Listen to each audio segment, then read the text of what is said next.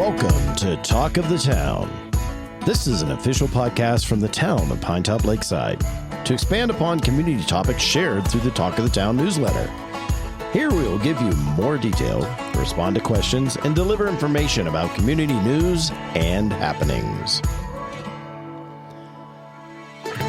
Hey, it's Rob Hefner here again with the town of Pinetop Lakeside, hanging out in Town Hall, and today we're going to be talking about police services, and I have the police services officer, Officer Haas. How are you? I'm good. How are you today, Rob? I'm doing good, and should have drank more coffee because I got a little frog in my throat, I think. I ran out, so I've been looking for an energy drink for the last hour or so. There you go. So we're going to talk about the things that you do, and one of them is animal control, and the other is code enforcement, correct? That is correct. Okay. So first up, this episode, we're just going to talk about animal control, why it's important, and what's the focus that you want people to understand that would benefit everybody in the community. I'm glad you asked. So with animal control, there's the normal ordinances, leash laws, things like that, making sure your dogs are rabies vaccinated, which helps keep everybody healthy and safety. But my big focus for today is I wanted to talk a little bit about animal abuse. I've had a lot of cases within the last year and a half of animal abuse, and they seem to be getting more severe. So it's kind of shifted our focus where we're focusing on Link Coalition, which if anybody's not aware what Link Coalition is focusing on the link of preventing human crime, such as elder abuse, child abuse, domestic violence, human-on-human crimes, and focusing on animal abuse, because throughout the last 100 years or so, they've really started looking at that, and they have found that a lot of those people, such as like Jeffrey Dahmer and the Son of Sam, they had significant animal abuse in their life as children. Yeah. And, it was kind of, the boys will be boys thing. But in 2008, they shifted their focus where it's not really boys will be boys. It's precursors for more severe issues to come down the line. Yeah. If you're gonna beat an animal, kill an animal, right. torment an animal, you're gonna carry that along. Once you get comfortable with that, then the thrill's gonna be gone. So you're gonna carry it along to humans. Absolutely. And the same thing happens when we get domestic violence situations, which fortunately, Link Coalition had a win recently. We've got it listed as domestic violence if you're found guilty of intentional striking an animal and there's children or women in the house or a spouse, because 59% of abused women have reported that the reason they didn't leave these abusive relationships, and 85% of women and children reported that their children witnessed these attacks. Right. And they didn't want to leave because they were afraid for the safety of their animal. So it's really, really important that we be diligent, because sometimes when I go in for just a welfare check on an animal because a neighbor heard it screaming or something like that, through my investigation, we can get these children and these spouses help that have been being abused and are too afraid to speak up because they're too afraid for these animals. Yeah. And, people form attachments. I mean, if you haven't had an animal like, dog or a cat or anything, people form strong attachments, almost sometimes stronger than even children in certain circumstances, because the dog never grows up and has to fend for itself. You don't grow them up and move them out of home. So they always take care of them. If somebody's seeing something, what are the signals, and then what are people looking for, and how do they report it? What's the proper way for someone to say, hey, I think there's something going on. I'm seeing something. Right. And like I always put on Facebook and things like that, see something, say something. If it feels wrong, it probably is wrong. So you can always call the non-emergent dispatch line, which is available on all platforms, all Google. It's even listed on our social media accounts, the town's websites. You can also contact us. There is a investigation hotline that is also posted on the websites. You can speak to any of the case officers because we all work very closely together.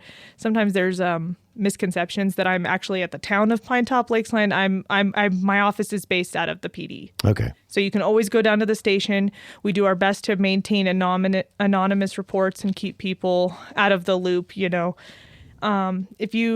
Some precursors you could look at: if the animals are looking suspicious, they look very thin, you can see a lot of ribs, the kids are acting funky, they favor a foot or carry a foot, you hear screeching that doesn't really sound like it's just barking, things like that. You can always call, and at the minimum, will tell you if something just feels wrong, the way the people behave around the animals.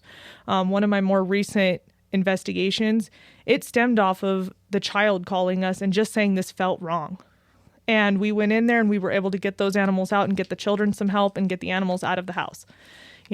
So if it feels wrong, call. I can always do a code 20 check or a welfare check on the animals and just make sure. And I'll tell you, everything was fine. Don't worry. Yeah. Okay. So let's talk about one other thing with animals. Is that everything you wanted to cover on Link? Yes. So you can go to the national website, which is National Link Coalition. And we'll put the link right down below. So if you want to check that out, just click on it, as well as the numbers that you can use to contact. Correct. And what's great about Link Coalition, which I've worked hard for the last year getting myself, Show Low PD's animal control officers, and Navajo County's animal care and control officers hooked up with Link as well. So all of us are listed as a resource on there. Our phone numbers, our contact information, in addition to every single county in Arizona that is affiliated with Link Coalition. Awesome. It'll have so many resources, and Link Coalition is fantastic because they assist us when we have large-scale animal seizures. They can give us resources, investigation tools. They can give you, as a citizen, investigation tools to figure out if this is abuse or blurring the line, and help you kind of direct whether you should call or not as well. And don't forget, horses, other animals, Correct. Goats, things like that. They all fall in this category of animal abuse. And, yes, there's some that are used as food, but those you treat it in a certain way, and there's a certain process upon which you do that. You don't beat them daily. No, yeah. And I've had that question a few times as well. Yeah, you can kill your own animals if it's done legally. But again, it comes down to prevent prolonged suffering. Yes. If the animal is suffering, it's not okay. Yeah. Awesome. Thank you very much, Officer Haas. One other thing I want to talk about with animal control, because it comes up almost every single time somebody talks about animals, is Woodland Lake Park. Yes. And people with their animals there, and mostly dogs. So what's your advice there? My advice there is keep your animal on a leash. It's not just for your safety, but it's for other people's safety as well. The reason I say that is because I hear this excuse a lot. Well, my dog's nice. Uh-huh. It listens really well. Yes, it does. And I'm sure it does in your house. Yes. However, dogs are like people. Do you like everybody you encounter always? Yeah, no. And it's funny because I saw a thing the other day posted that was like, and it described, oh, no, they're just friendly. Like, you imagine a person, you're standing in a grocery store and they just walk up to you and they start rubbing on you and start hugging you and they're Right. just like all over you. You'd be like, no, well, that's your dog. Because dogs have emotions too. They Yes. don't want to do that. Yeah. Yeah, they have the same emotional spectrum as humans do. So we need to give them that same right and that same respect. And like I said, just don't put them in that situation. If your dog's off the leash and lo and behold, it doesn't agree with somebody or it doesn't like something or a situation or thinks somebody's threatening towards you, because they tend to be territorial of their human, and they go bite somebody, you are now responsible. Yeah. That was you. Double whammy, because you had it off a leash. Vaccinations, who knows if it's vaccinated or Right. not, which I wish everybody would get their vaccinations. I try my hardest, but hey.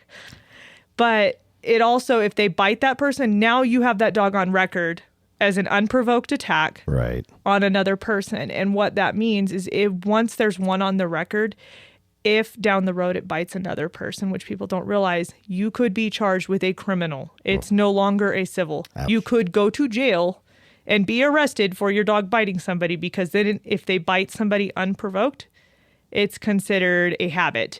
And if you have an animal that bites somebody unprovoked, it's considered assault. Yeah.